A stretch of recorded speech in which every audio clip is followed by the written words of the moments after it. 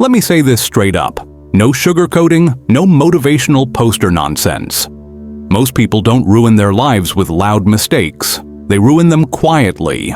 No announcement, no drama, no big explosion. Just slow leaks, little habits, tiny tolerances, silent permissions. And the truth is, if you're serious about leveling up, mentally, spiritually, financially, emotionally, there are things you have to cut off without explaining yourself. No speeches, no Instagram posts, no closure conversations, just gone. Because growth doesn't argue.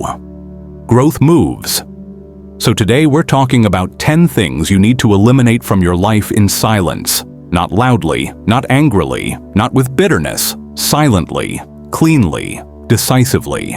And we're starting with the one thing that's been sabotaging you longer than anyone else ever could. Thing number 1. Negative self-talk, the voice you never challenge. Let's get real for a second. Nobody talks to you more than you. Not your boss, not your parents, not your haters, not even your closest people. It's you. That voice in your head is running a 24/7 podcast, and most of the time, it's straight trash. You're behind. You should be further along. Other people are doing better than you. You always mess this up. Who do you think you are? And here's the scary part. You don't even argue with it anymore. You just nod. You let that voice tell the story of who you are, what you deserve, and how far you can go. And you call it being realistic. Nah, that's not realism. That's mental self-sabotage. See, negative self-talk doesn't show up screaming. It shows up sounding reasonable. It says things like, let's not get our hopes up. Don't aim too high. Play it safe. This is probably as good as it gets.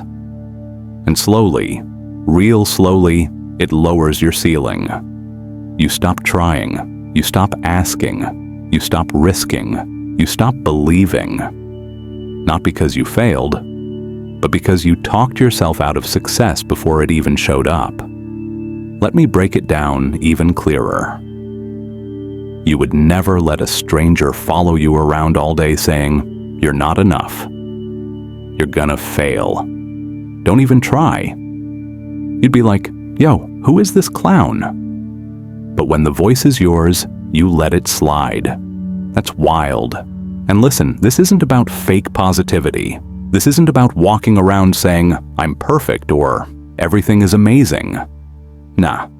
This is about catching the lie before it becomes a belief. Because once a thought becomes a belief, it starts running your life on autopilot. You don't apply for the job. You don't start the channel. You don't make the move. You don't leave the situation. Not because you can't, but because the voice said, "Why bother?" So here's the silent elimination. You don't need to announce it. You don't need to journal about it for 30 days. You don't need to fight the thought aggressively. You just stop agreeing with it. When that voice says, "You're behind," you say, "I'm on my own timeline." When it says, "You're not good enough," you say, "I'm getting better every rep." When it says, "This is too late," you say, "Late is better than never, and never is canceled." You replace automatic negativity with intentional truth. Quietly. No one even has to know you're doing it. But over time, your posture changes. Your confidence shifts. Your decisions get bolder. Because the loudest supporter in your life finally showed up. You. And once that happens, everything else starts changing. But that's only the first thing. The second thing you need to eliminate silently is a little more uncomfortable, because it involves people. Thing number 2, people who only take but never pour back. Let me say this carefully, but clearly. Not everyone around you wants you to win, and not everyone who smiles at you is rooting for you. Some people don't hate you. They don't wish bad on you. They're not plotting against you. They just benefit from you staying the same. These are the people who call you only when they need something, dump their problems on you but disappear when you're struggling, support you verbally but never show up practically, Get uncomfortable when you start growing. They're not evil. They're just drainers. And if you're not careful, they'll bleed you dry, emotionally, mentally, even financially, while calling it friendship. Here's how you know. After spending time with them, you feel exhausted, heavy, doubtful, smaller than you were before. Every time. No motivation, no clarity, no inspiration, just tired. And listen, this isn't about cutting people off dramatically. This isn't about posting quotes like, "I'm in my villain era." Relax. This is about access. Everyone doesn't deserve the same level of access to your energy, your time, your dreams, or your future. And grown people understand that. You don't owe everyone explanations. You don't owe everyone availability. You don't owe everyone emotional labor. Some people only know how to take. They take your advice. They take your listening ear. They take your encouragement. They take your time. But when it's time to celebrate you, support you, protect you, they're suddenly busy. So what do? You don't confront. You don't argue. You don't ghost in anger. You adjust. You stop oversharing. You stop overgiving. You stop being instantly available. You still stay respectful. You still stay kind, but you stop letting them live rent-free in your life. And here's the crazy part. When you do this silently, people reveal themselves. Some will step up. Some will fade out. Some will get offended. Let them. Because the people who truly value you will meet you in the middle. And the ones who don't, they were never meant to walk the next level with you anyway. Growth requires space.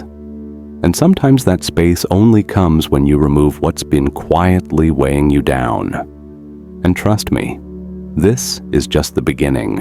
We've only scratched the surface, because the next thing you need to eliminate in silence, it's not a person, it's a habit that feels harmless, but is secretly keeping you stuck. If you're still here, that means something in the last part hit a nerve. Good. That's how you know you're not just entertained. You're being challenged, because the things that quietly ruin your life don't usually feel dangerous. They feel normal. And the next thing you need to eliminate in silence, it's something almost everybody defends. Thing number 3, comfort that's keeping you average. Let me say this in a way that actually lands. Comfort is cool until it becomes your cage. See, comfort doesn't look like a problem. It looks like a routine. It looks like, this is just how my life is. It looks like knowing exactly what your day is gonna be like before it even starts. Same wake up, same scrolling, same conversations, same excuses, same outcomes. And you tell yourself, at least I'm not struggling. But deep down, you know something's off. You're not growing. You're not excited. You're not hungry like you used to be. You're just existing. And comfort will keep you there forever if you let it. Here's the trap. Comfort never tells you to stop. It tells you to settle. It whispers, you can do it tomorrow. You've got time. You deserve a break. Don't stress yourself. And none of that sounds bad. That's why it works. But while you're chilling, life is still moving. Other people are learning. Other people are building. Other people are getting uncomfortable on purpose. And slowly, without realizing it, the gap starts growing. Not because they're smarter than you, not because they're more talented, but because they were willing to be uncomfortable longer than you were. Let's be real. Growth feels awkward. It feels lonely. It feels frustrating. It feels like you're bad at something for a while. And most people quit right there. They don't quit loudly. They don't announce it. They just drift back to what's familiar. Back to the couch. Back to distractions. Back to, I'll start next week. And listen, nobody's saying you can't rest. Rest is necessary. But there's a difference between resting and hiding. Rest prepares you. Comfort traps you. So what's the silent elimination? You don't blow up your life overnight. You don't do something extreme just to prove a point. You start choosing slightly harder options. You wake up a little earlier. You stay focused a little longer. You have the uncomfortable conversation. You say no to the thing that's wasting your time. Quiet moves, daily reps. Nobody has to clap. Nobody even has to notice. But over time, you notice. Your confidence grows. Your discipline sharpens. Your standards rise. And one day, you look back and realize what used to feel hard is now your warm-up. That's how comfort loses its grip, silently. And that leads us to the next thing, because this one keeps people emotionally stuck for years. Thing number 4, the need for validation from people who aren't living your life. This one's sneaky, because at first, it looks like you're just being considerate. You're just thinking things through. You're just asking for advice. But let's call it what it really is. You're waiting for permission. Permission to start. Permission to change. Permission to outgrow your old self. And you're waiting for it from people who aren't doing what you want to do, aren't living the life you want, aren't taking the risks you're scared to take. Make that make sense. You run your ideas by everybody. You ask opinions from people who've never built anything. You hesitate because someone might not approve. And slowly, your life turns into a committee decision. Here's the truth nobody tells you. Most people don't give advice based on your potential. They give advice based on their limitations. They project their fears, their failures, their regrets. So when you say, "I'm thinking about starting something new," and they say, "That's risky," what they really mean is, "I wouldn't have the courage to do that." And if you listen long enough, you start doubting yourself. You shrink your dreams so they feel comfortable around you. You downplay your goals so nobody feels threatened. You delay your moves so nobody questions you. And you call it being humble. Nah, that's playing small to keep other people comfortable. So here's the silent elimination. You stop announcing your plans, you stop over-explaining your decisions, you stop asking for opinions you don't actually need. You move first, you adjust later. You let results speak instead of arguments. And yes, some people will feel left out. Some people will feel confused. Some people will feel entitled to explanations. They'll be okay. This is your life, your clock, your responsibility. And when you finally stop looking around for approval, something powerful happens. You move faster. You think clearer. You trust yourself more. Because confidence isn't loud. It's quiet certainty. And once you get that, you stop asking, "Do you think this is a good idea?" and start saying, "I'll figure it out." That's a different energy. Now let's talk about something almost nobody wants to admit is holding them back. Thing number 5, old identities that no longer fit who you're becoming. This one hits deep, because sometimes what's holding you back isn't a habit or a person. It's who you think you are, or more specifically, who you used to be. You tell yourself stories like, "I'm just not disciplined. I've always been bad with money. I'm not the confident type. This is just how I am." And you wear those labels like they're permanent. But here's the truth. Those are expired identities. They were formed during a different chapter of your life. Different mindset, different environment, different level of awareness. But you keep carrying them forward like they're facts. And every time you try to change, that old identity pulls you back. You try to get consistent, and the voice says, "That's not you." You try to level up, and the voice says, "Don't act brand new." You try to do better, and the voice says, "Who are you kidding?" That's not intuition, that's conditioning. So how do you eliminate it silently? You stop introducing yourself with your past. You stop repeating the same jokes about your flaws. You stop reinforcing the version of you that you're trying to outgrow. You don't need to lie. You don't need to fake it. You just stop locking yourself into old definitions. Instead of saying, "I'm bad at this," you say, "I'm learning." Instead of saying, "I've never been consistent," you say, "I'm building consistency." Language matters, identity matters, because you don't rise to your goals, you fall to your identity. And when you quietly update how you see yourself, your behavior follows. No announcement, no rebrand post, no explanation, just alignment. And trust me, people will notice the change before you ever say a word. Now let's keep going, because the next one drains more potential than almost anything else. Thing number 6, constant distraction. Disguised as relaxing.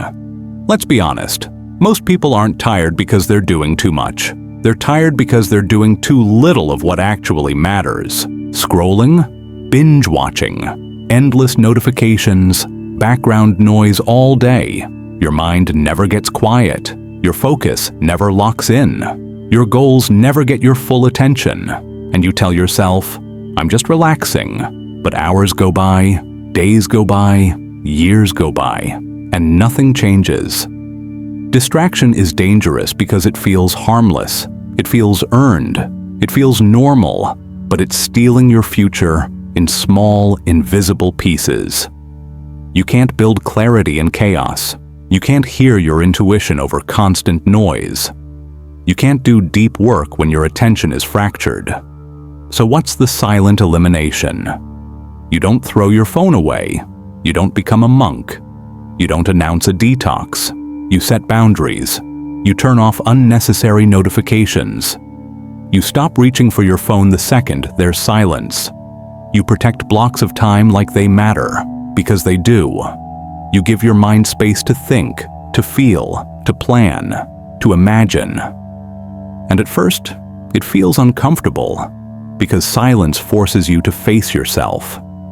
But that's where growth lives, in the quiet, in the boredom, in the space where distractions used to be. And once you reclaim your attention, you reclaim your power. Because focus is currency now, and most people are broke. We're not done yet. There are still 4 more things you need to eliminate.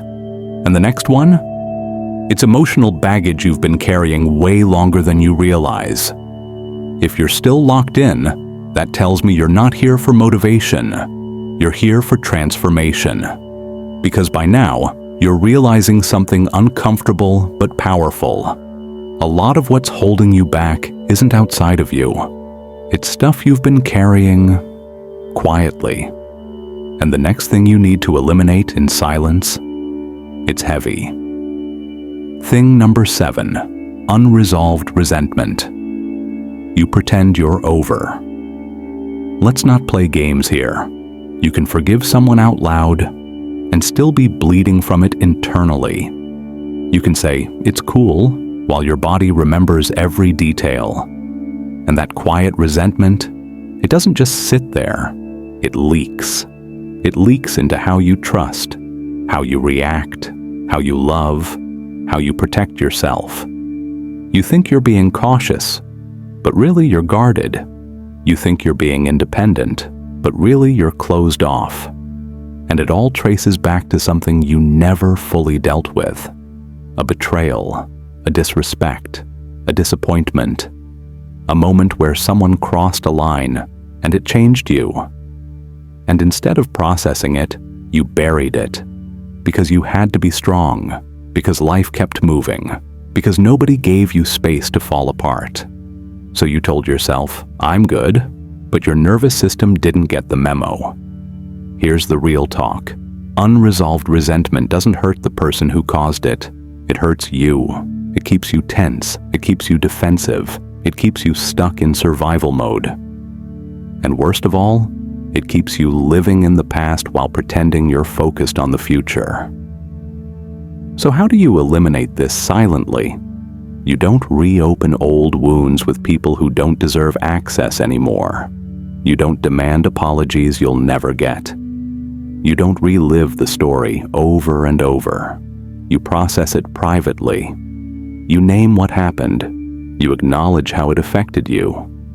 You let yourself feel the anger, the sadness, the disappointment, without judgment. And then you make a decision, not to forget, not to excuse, but to stop letting it control your present.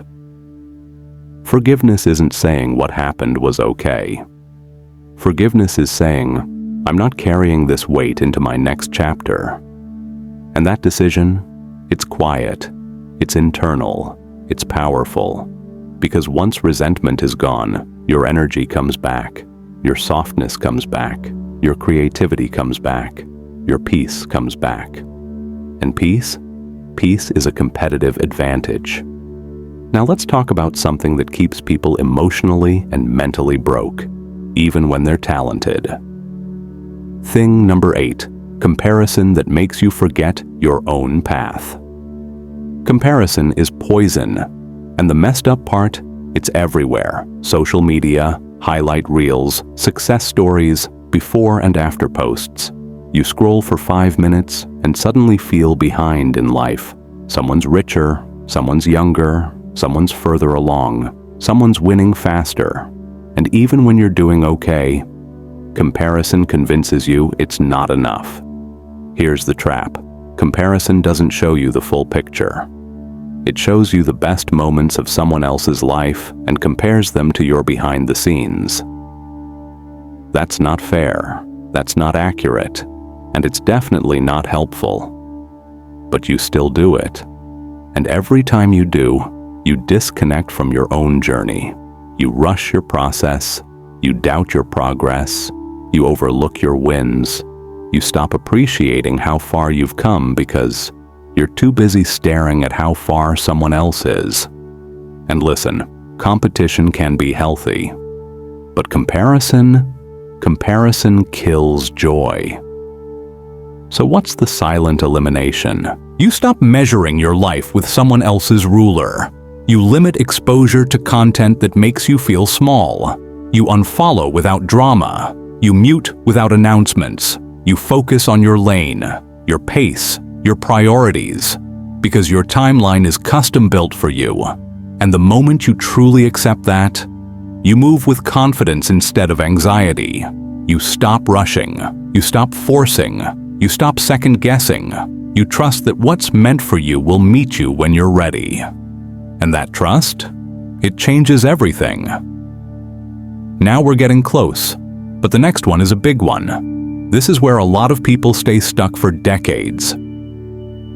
Thing number 9, fear of being misunderstood. Let's be honest, part of the reason you don't fully show up, part of the reason you hold back, part of the reason you play it safe, is because you're scared of being misunderstood. You don't want to be judged. You don't want to be labeled. You don't want people to get the wrong idea. So you explain yourself too much. You soften your truth. You water down your opinions. You try to be palatable. But here's the reality. No matter what you do, someone is going to misunderstand you. You could be silent, still misunderstood. You could be kind, still misunderstood. You could be honest, still misunderstood. So the question is, are you going to live for clarity or approval?